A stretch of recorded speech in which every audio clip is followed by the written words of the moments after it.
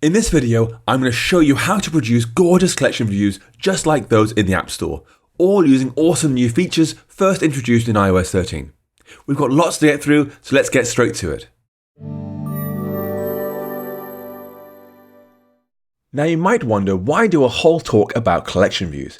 Particularly because UICollectionView was introduced way back in iOS 6, a long time ago.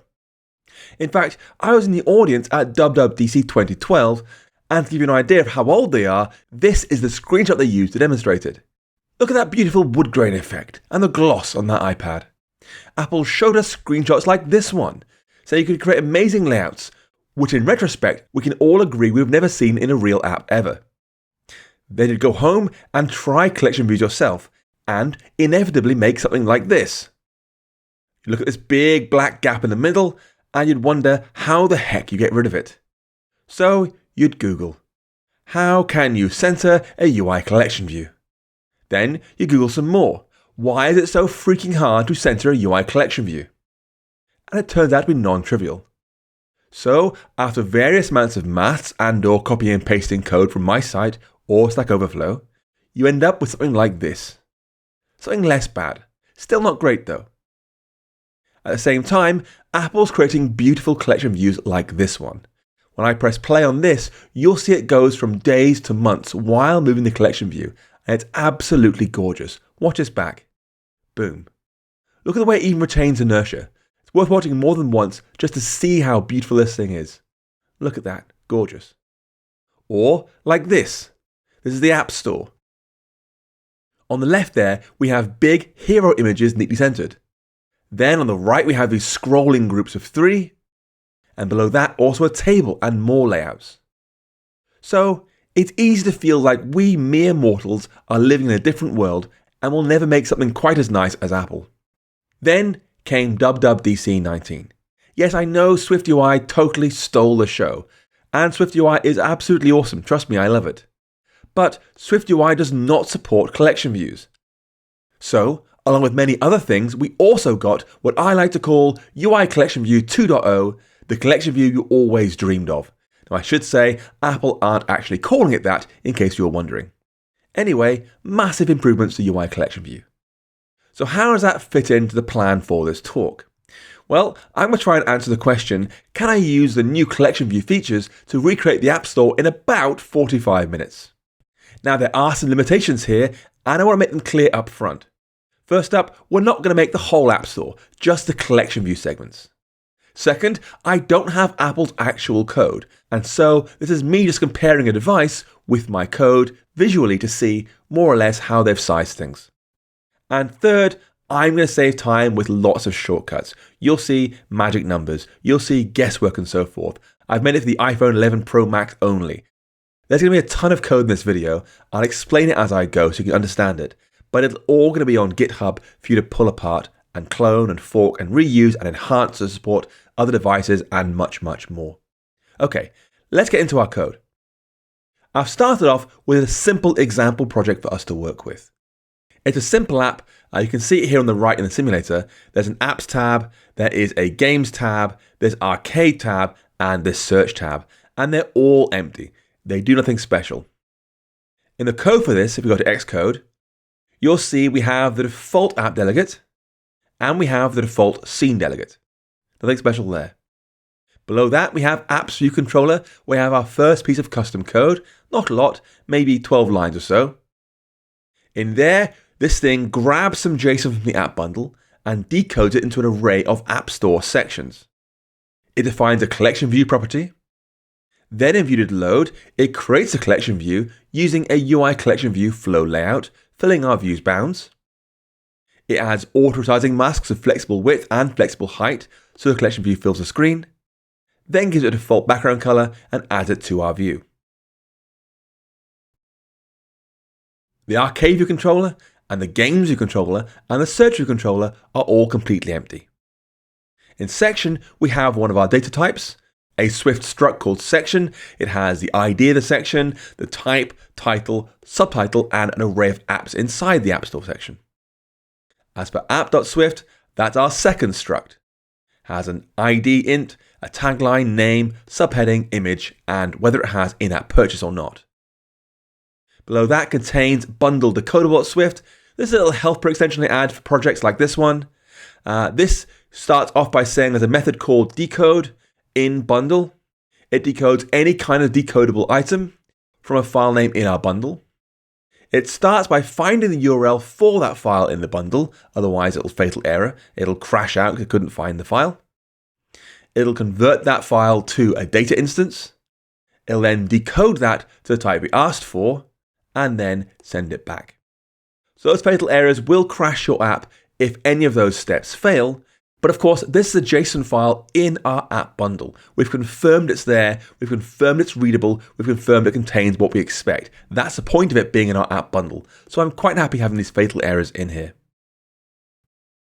After that, we have our App Store JSON. You'll see here at the top, this is an App Store section. It's a featured type, has no title or subtitle. Below that are its array of items. Here's one. It's featured called Strokey. You'll never stroke the same way again. Has heading 1 for its image, has some IAPs. Then there's lots more items in this section, 2, 3, 4, 5, 6, 7, 8, 9, 10. And then our next section, a medium table, title, see in dark mode. These apps are easy on the eyes, which has its own items inside of it. Okay, let's go and write our first piece of code, in-app ViewController. Directly below this collection view, I'm going to add a new property. We'll write var data source is a UICollectionViewDiffableDataSource, generic over section and app. And this diffable data source is new in iOS 13. And it's a class that lets us manage data in a collection view using snapshots.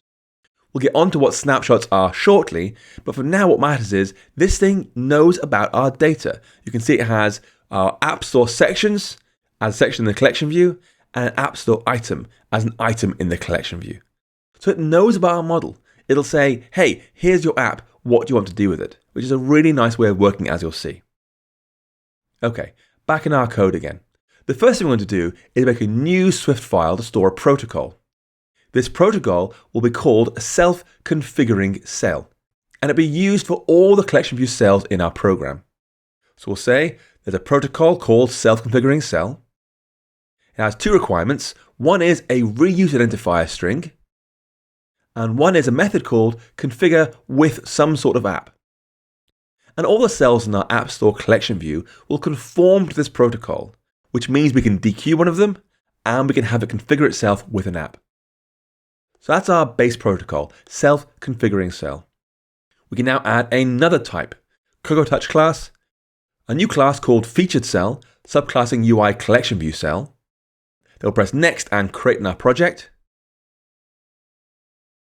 And this class will conform to that self-configuring cell protocol. That has two requirements, one of which is it has to know what its reuse ID is. So I'll assign it here as a property, we'll call it featured cell. And now this cell here, this is going to store one of those big sliding image titles used in the App Store. As you can see, we have a small blue title saying featured, then a big white text saying Metatopia, then a big grey text below it saying sit back and relax. So we can code that as properties. We're going to say this thing has a tagline label, and a name label, and a subtitle label, and an image view. To configure one of these things, we're going to override the built-in initializer that comes with UI table view cell subclasses, which is initFrame. So I'll say override initFrame cdirect, and immediately call superinitFrame, passing it on up. Then we'll say our tagline font is a UI font metrics default, scaled font 4, UI font, system font of size, and approximately I think it's 12, with the weight bold. Then tagline.textColor is .systemblue. Now the reason we have UI font metrics default scaled font here is because we want to support dynamic type. But dynamic type does not let us configure the exact weight of fonts we want. And so I've said this is about a 12-point bold font, but scale it up or down to match the dynamic type settings. As for the text color, we're using System Blue. This is a new iOS 13 dark mode aware color. We're not using the old iOS 12 or 11 or 10 blue, but this new lighter blue. It's got much more green in it. It's about 48 to 52% green, depending on light mode or dark mode. Next up, we have our title. This is going to be a name font. We use preferred font of size, title 2. Our text color, I'll use label. This is another new iOS 13 color because what it means is we'll get dark text in light mode and light text in dark mode. So it always stands out on the background behind it. Next up is our subtitle. So I'll say subtitle.font is UI font.referred size, for text style, title 2 again. Then name.text color equals secondary label. Now secondary label is also either white or black, but it adds some amount of transparency, which will look like grey in our example here because there's a dark background or a light background behind it. But if you have red or blue in the background, you get a little bit of the background color seeping through. Next up is our picture. So we'll say our image view has a slight bit of corner rounding to it, about 5 points. It clips itself to the bounds, and it has a content mode of scale aspect fit. Now the clips to bound here is required so that our corner radius gets applied. But here I've got sort of half-baked chunky filler images. They won't quite fit, you won't see it too well. But that's okay, you get the point. And now we can put these things together. We'll make a stack view to hold them all with UI stack view, arrange subviews using tagline, name, subtitle, and our image view. This thing's going to have custom auto layout constraints, so I'm going to turn off Tamic. I'll be saying Tamic quite a lot in this talk, but it's short for Translates Auto-Resizing Mask into Constraints, Tamic. We'll say our Tamic is false, so we can do constraints by hand, and because it's going to flow vertically, top to bottom, we'll say the axis is vertical. Then add that to our content view.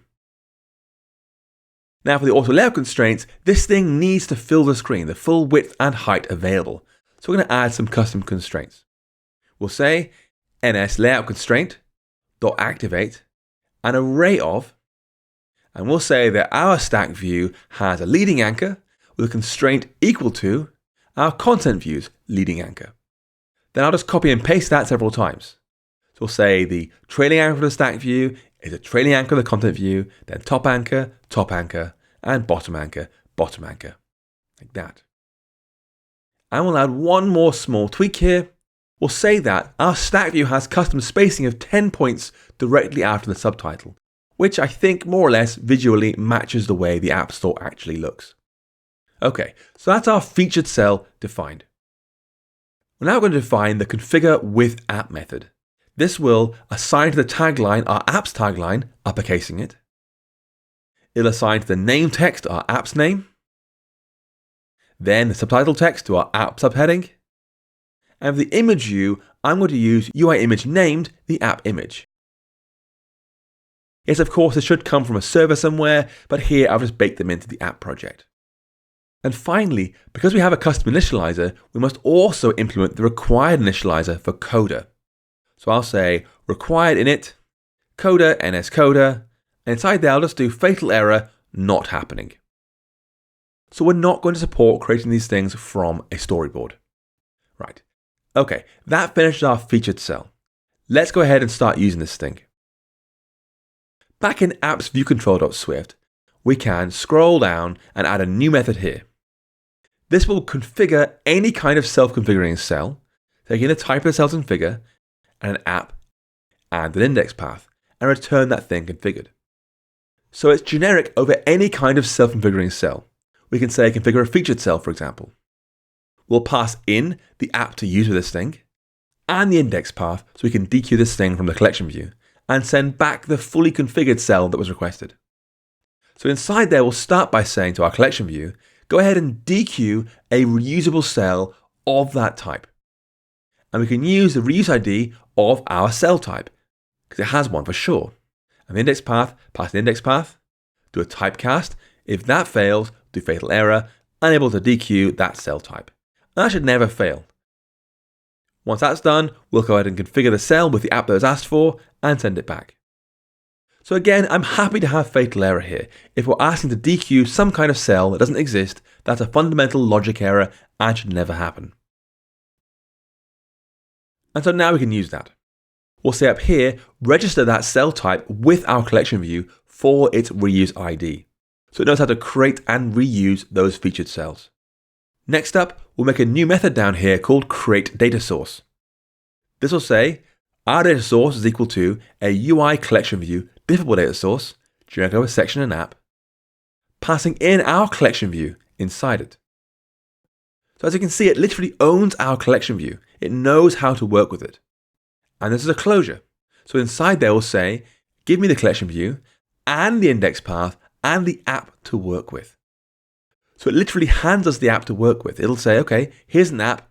What do you want to do? Inside there, we're going to figure out which section type we have by switching on its index path section type.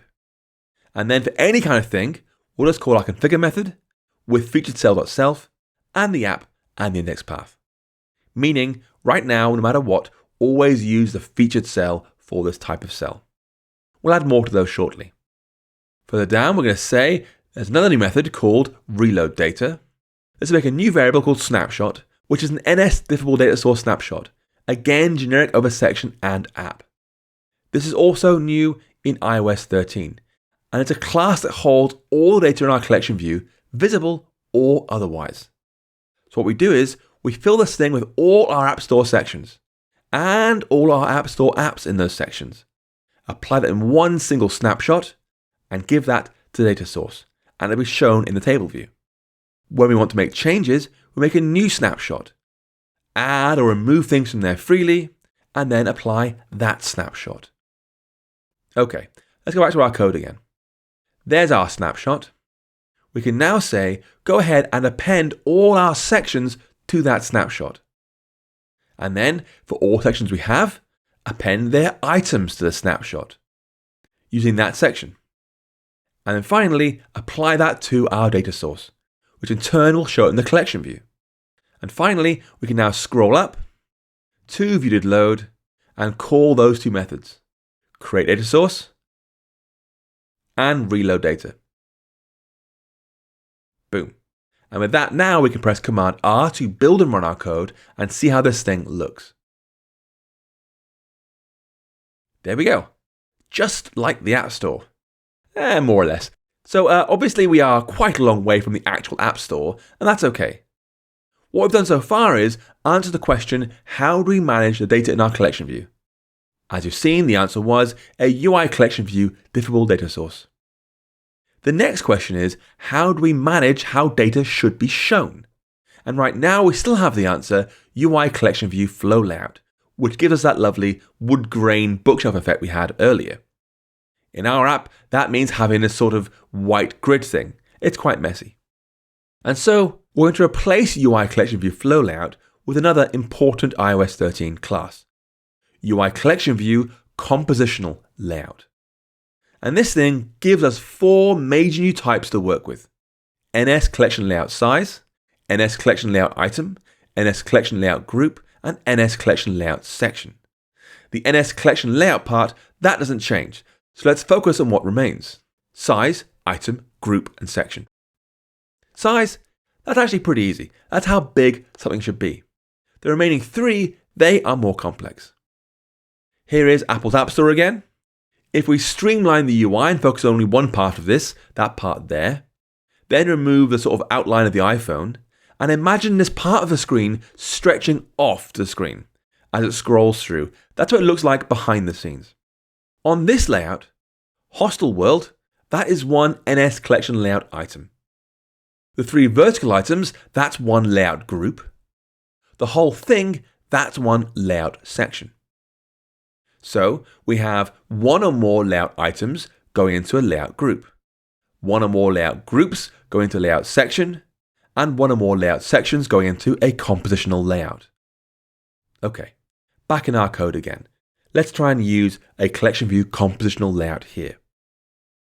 Back in Xcode, I'm going to scroll down and make some space. Make a new method here called createFeaturedSection. Pass in section to use, and it return an NS Collection Layout section. Inside there, we'll start with the NS Collection Layout Size to define an item size. How big is one item in our section? As you can see, it takes a width dimension and a height dimension, and these are wonderfully flexible things. For now, we'll see our width dimension is equal to fractional width of 1, and height, fractional height of 1. What that means is our item will take up the full width and full height of its parent, which if you remember is a group. Okay, Let's now wrap that layout size inside an NS collection layout item, passing in that size. And that is our item. As I said earlier, those items then go into a group. We can say, let layout group size, how big our group should be. This will be another NS collection layout size. And for the width dimension now, I'm going to say fractional width 1 again, fill its parent. For the height though, we'll use a different height. I'll say .estimated 350. I think this group will be 350 points high. It's an estimate. We can then wrap that group inside an NS collection layout group. So I'll say layout group equals a new layout group. I'll say it's a horizontal group using that size. And for the items inside it, it's an array of our layout item. After groups come sections. So we'll say let layout section equals an NS collection layout section with that group, and then just send that section back to be used. Okay, so that's a method that creates one section in our entire layout. We're now going to write a second method called createCompositionalLayout. We'll say func createCompositionalLayout.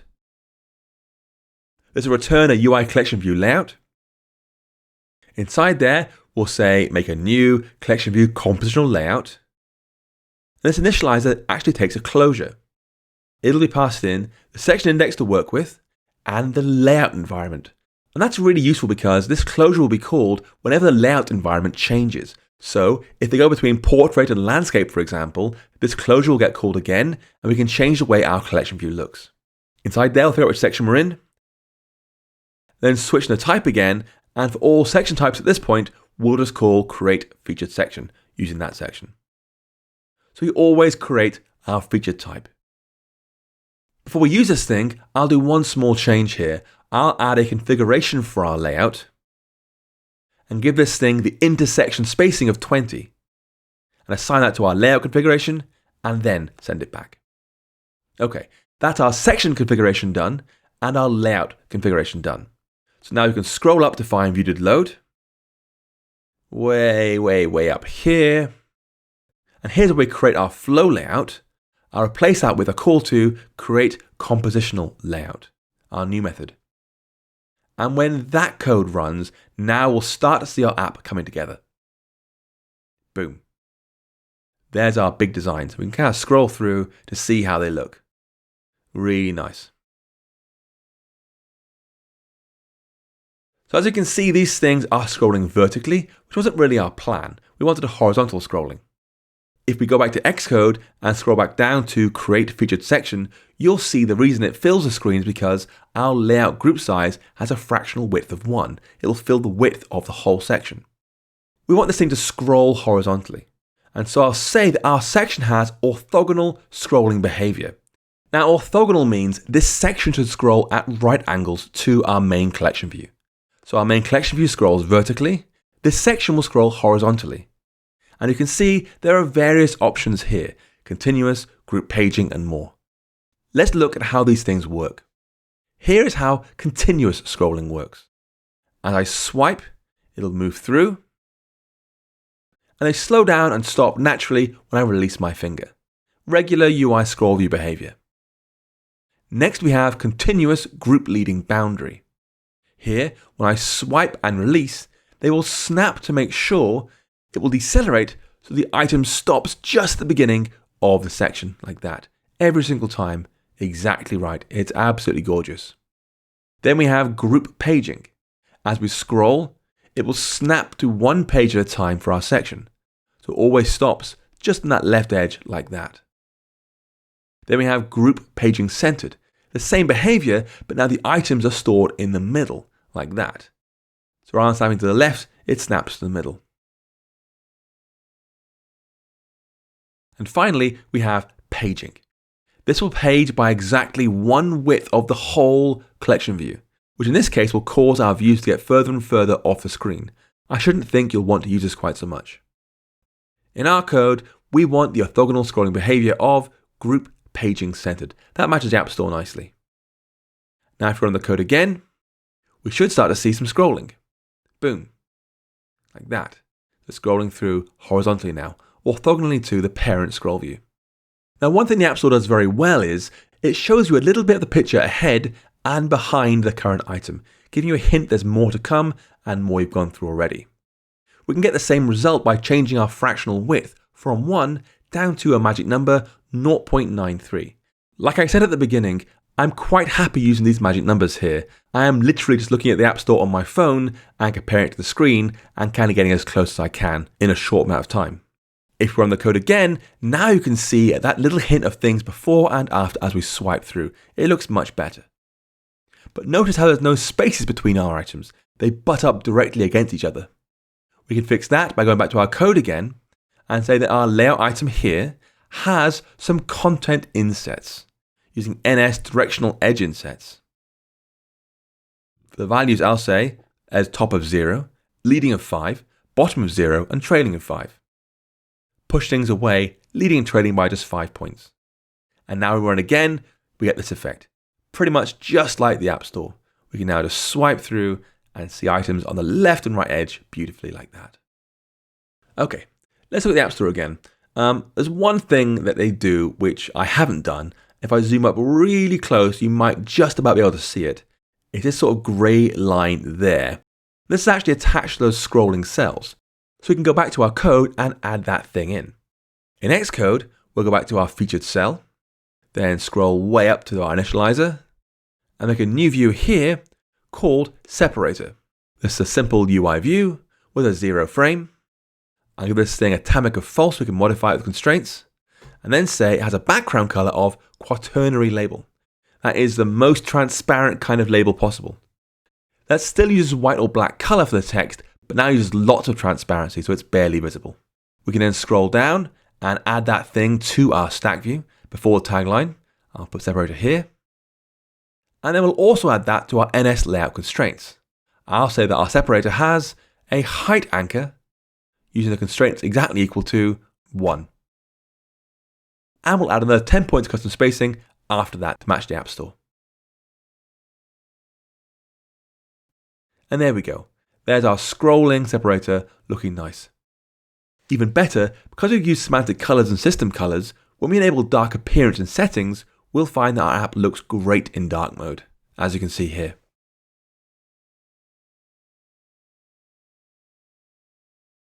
Okay, so at this point, we've kind of got close enough on that first section. It's not identical, but it's not designed to be. It's close enough. On to this second section here. And what you'll find is this will reuse all the same concepts and much of the same code you've seen already. And it'll also give you a better idea of why those NS collection layout groups are so useful to have. So back in our code again, let's go to Xcode, and we'll make a new subclass of UICollectionView cell called a medium table cell. Then press Next, then press Create, and make this thing conform to the same self-configuring cell protocol we had from before. Of course, that means adding a reuse identifier. So I'll add one now and call this thing a medium table cell. Now for the layout of this item, it's going to have a picture, a large white title, and a smaller grey title, and on the right a get button. I'm not going to make all the App Store buttons here, but I will at least do one quick one. So we can say we have a name label, we have a subtitle label, we have an image view, and we have a buy button using UI button type custom. Then we'll go ahead and override the same initializer as before, init with frame, then call super init frame. Inside there, we'll set our name font to be the preferred font for text style headline, and give it the label text color. For our subtitle, this has the preferred font of subheadline and secondary label text color. Then for our image, we'll say the image view again has some rounding, more this time, and it will clip to bounds. And for the buy button, I'm going to use a UI image with a system name of iCloud.and.arrow.down for state normal. Now this thing, UI image system name, allows us to load one of the 1500 icons Apple provided with SF symbols. It's a really, really nice way to do icons. Then we'll make our first stack view. There are two. This is the inner stack view. This is a stack view of our name and our subtitle. Make this thing go vertically, so they're stacked one above the other. And then make our outer stack view. The outer stack view will be another UI stack view using image view and our inner stack view and the buy button. We'll turn off its tamic so we can do constraints by hand. And we'll add that to our content view. For constraints, another load of boring constraints, I'm afraid. We'll do NS layout constraint activate. We'll set our leading anchor to be equal to the content view's leading anchor. And then copy and paste that a few times. We'll say trailing anchor and trailing anchor, then top anchor and top anchor. I'm not going to do bottom anchor here. It'll just resize down to fit. Next, we'll add the configure with app method. So we'll say func configure with app. Give the app's name to our text, app subheading to our subtitle. And again, use UI image named so it loads the image from the bundle into the image view. For that required initializer, we'll do required init coder, NS coder. Fatal error, just no. Disallow storyboards entirely. So that's our medium table cell. And now back in apps.viewcontrol.swift, we can register that with our collection view. We'll say up here, boom, our collection view dot register medium table cell dot self for ID medium table cell dot reuse ID. Okay, so the collection view now knows how to create and reuse medium table cells. Next up, we'll go down to our create data source and we'll say if you're loading a medium table style of section, then call configure with medium table cell and the app and the index path. Otherwise, the default, a featured cell.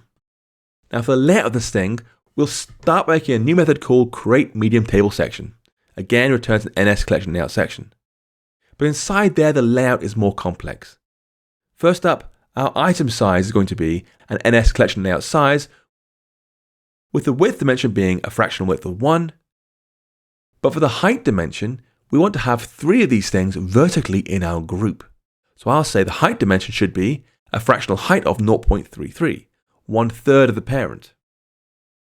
We can then wrap that inside an NS collection layout item like before, and then give it the same inset as before so it matches the first featured cell. So that was 0505. After the item comes the group, so make a new size for that. Our width will be the same magic number as before, 93% of its parent. And for the height, I'll give this thing a fractional width of 0.55. Now many folks see that and get very confused. Why have I just tried to provide a width to a height parameter? Well, think of it like this. If we had a container of stuff and an item inside there, we could say, make this thing fill half the width of its parent by saying our width is half the parent's width. Like that. But if we wanted a square, what would we say for its height? Well, it turns out we can actually just say use half the width again, and it will correctly use that for its height. Now here, using fractional width for the height dimension is not the best idea, but it's too cool not to show you, I couldn't resist. Anyway, at our group size, we can now define a layout group. This will be a vertical layout group because these things stack in 3s vertically. So I'll say it's vertical, using our group size and our single layout item as its sub-items. Then we can wrap that in a collection layout section. We'll give this thing the same orthogonal scrolling behavior as our previous section, group paging centered, and then send it back. And finally, up where we make our layout, I'll say if we're a medium table, make sure and call self.createMediumTableSection for that section. And now we can see how that looks. Okay, there's our section. It kind of works. Not ideal though. As you can see, some things are stretched. What's happening is these views are inside a stack view, and the stack view wants to fill its space with content. And so, in this case, it will pick the worst possible thing to stretch, our picture. What we want instead is to stretch the thing that can be stretched, the text label. That can be stretched and have some white space quite happily. So back in our code, we can return to medium table cell, and then scroll up and find where we make our views. And below this buy button here, we're going to say that our image view has content hugging priority of default high horizontally. And the same for our button. Has hugging priority high for its horizontal axis. This means it will refuse to stretch those two things horizontally, and instead prefer to stretch what remains, which is the label. And now you'll see this layout looking much, much better. It's not perfect though. Look at the way we have spacing between the title and subtitle. That big gap there doesn't look great. Again, quite easy fix. We can go back to our stack view and say down here that our outer stack view has an alignment of .center. Don't stretch it, just center it. If we run it again now, that problem's solved. It's looking better. It's still not perfect though. Look at the way there's no gap between the picture and the text. We can fix that too. Back in our code, I'll just scroll down a little bit. I'll say our outer stack view has a spacing of 10 points. Let's push these two things apart so they look better on the screen. Boom. Really nice. And in fact, that's more or less sections made. But let's look at the App Store again. Notice this thing here. See it in dark mode. Where's that? Well, that thing is a section header, which means it has to appear before the section and not scroll as we swipe through. We can do that thing too.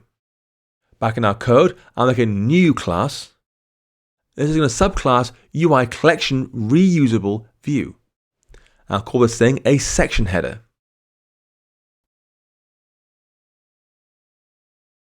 As with our cells, this thing is going to have a reuse identifier, so we can name these things nicely in code. So I'll just say it's a section header. And for its content, all we're going to say is there's a title and a subtitle, both UI labels. Of course, we have to override our old friend initWithFrame, calling superInitFrame. Inside there, we'll add our separator. This is another UI view with frame 0.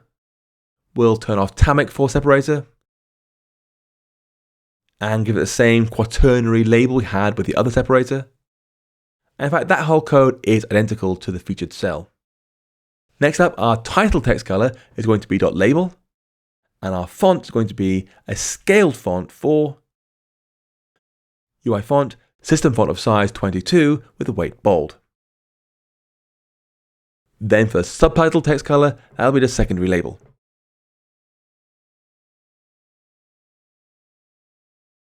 For our constraints, we'll then wrap those in a stack view using the separator and title and subtitle. Make sure this thing has Tamic turned off and goes vertically. Then add it as a subview. For its constraints, this is another array of auto layout constraints. We'll do our separator has a height anchor equal to exactly 1. The stack view's leading anchor, constraint to our leading anchor.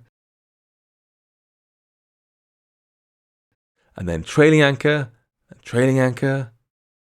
top anchor, and so forth. So it's pinned to all edges of the parent view. This time though, I'll add a -10 to the bottom anchor to pull it a little bit up from the bottom. As before, we'll have custom spacing after the separator of just 10 points. And then we're going to turn off initWithCoda so we can't make this thing from storyboards. We'll say required initCoda, fatal error, stop trying to make storyboards happen. Now you can use that. We can go back to Apps View Controller again, scroll up to our cells, and add Collection View Register. This time we'll choose for supplementary view of kind, that one. It's our section header.self. And the kind is going to be UICollectionView.elementKind section header. With ID, our ID. Boom. So it now knows how to create and reuse our section header classes. Now, back when we made our medium table, we'll teach this thing how to handle section headers. Down here, after our scrolling behavior, I'll set the section header size using another NS collection layout size. For the width, I'll say the same magic number, 0.93. But for the height this time, I'll say 80 points is my estimate. It's about 80 points high. Then we'll wrap that in an NS collection layout boundary supplementary item using our size and our element kind,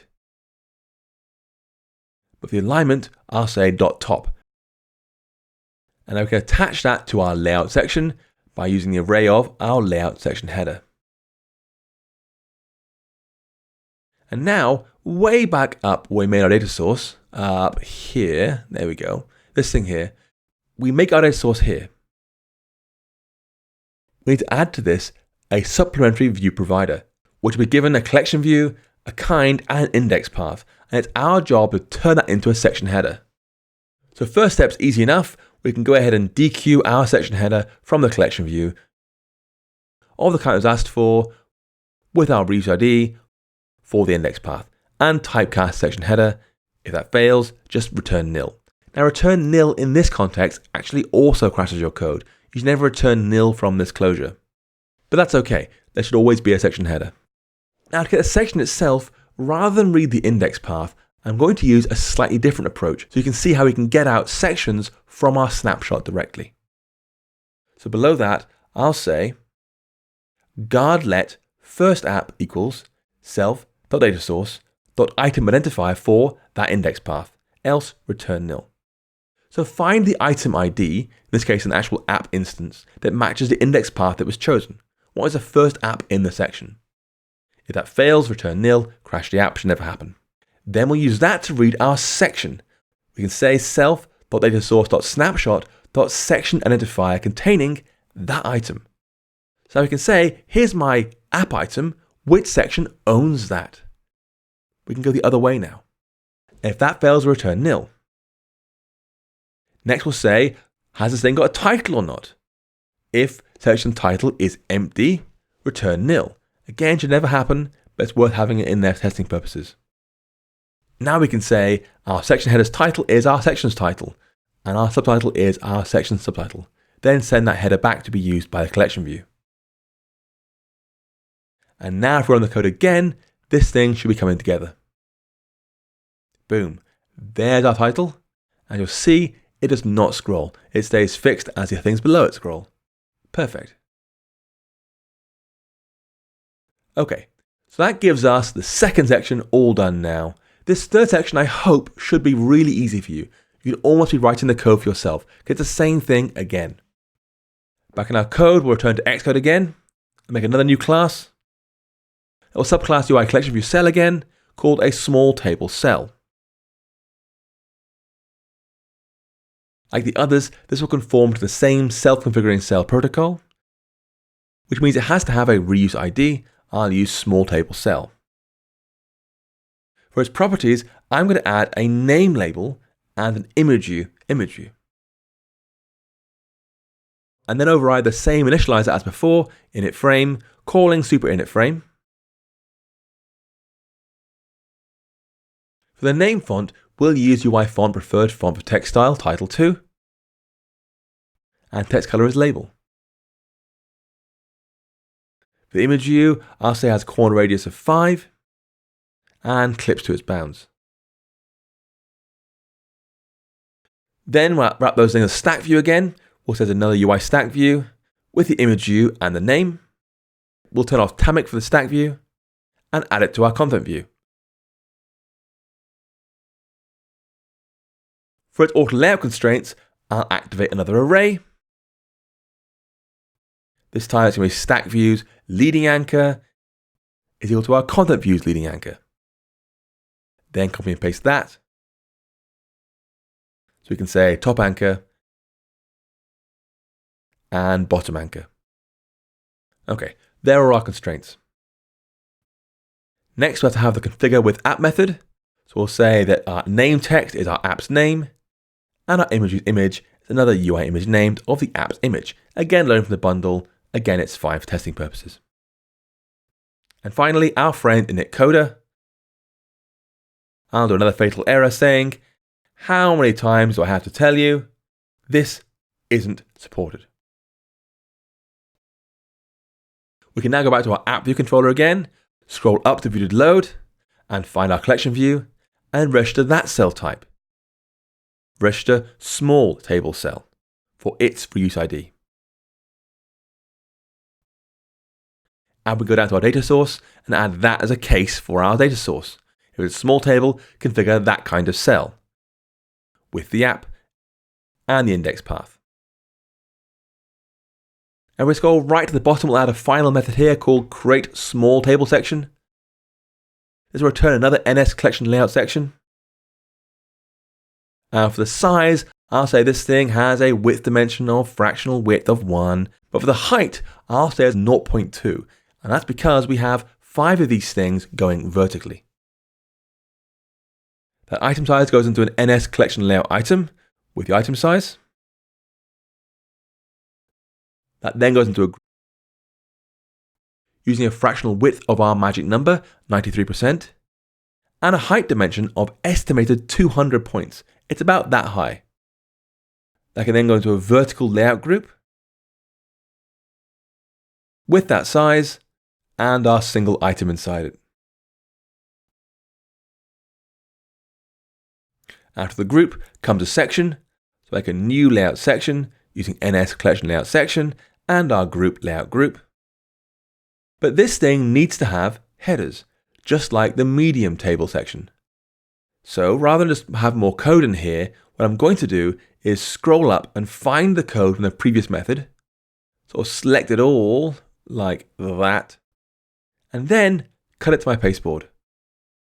I can then replace that with a call to a new method called createSectionHeader, which we can now scroll down and create. I'll say func createSectionHeader returns an NS collection layout boundary supplementary item. Then just paste all the code from our pasteboard into there and return it back to the caller. And now we can go ahead and take those 3 lines, the createSectionHeader, and use it and pass it back. And paste that into create small table section. Do a bit of cleanup and boom, we're done. So that thing now knows how to create section headers, just like medium table section. So now I'm going to scroll up to where we make our layout and say if we have a small table, call create small table section using the section. And now we can build and run our code and see how it looks. So, not bad. You can see it's a bit warped, but we can fix that pretty easily.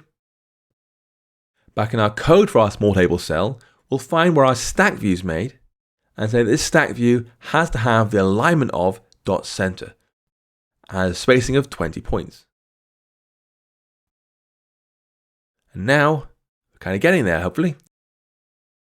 There we go. Looking better. Now you'll see those images are aligned right to the left of the screen. That's because we haven't got the orthogonal scrolling behavior of group paging centered here, because this thing won't scroll. So rather than using that, we'll instead apply some custom insets. We can go back to AppsViewController.Swift, scroll right the way down till we find our create small table section, boom, and say here there is custom insets for our layout item. I'll do insets equals NS directional edge insets using top 0 leading 20, bottom 0 trailing 0. And that matches how the App Store actually looks. So now we should get, boom, absolutely perfect copy of the categories listing. Okay, let's wrap up.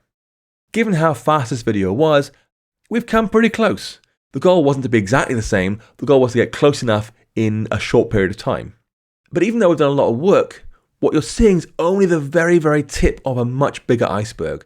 These compositional layouts are incredible. You can do so much more with them to create advanced layouts. They're just beautiful, beautiful things. I highly recommend you watch these 2 talks from WWDC 19, Advances in Collection View Layout, which is session 215, and Advances in UI Data Sources, session 220. Both of which were done by this chap here, who is Steve Breen on Twitter, @__Brino. He worked super hard on these technologies this year to release them for us to use and love. Go and tweet him on Twitter. Go and tell him how amazing these things are. These folks deserve our appreciation and love. So what was your favorite new feature in iOS 13? Is it the collection views, SwiftUI, or something else? Let me know in the comments below. And don't forget to subscribe to my channel. I make lots more videos like this one about Swift and SwiftUI, all designed to help you build your skills as a developer.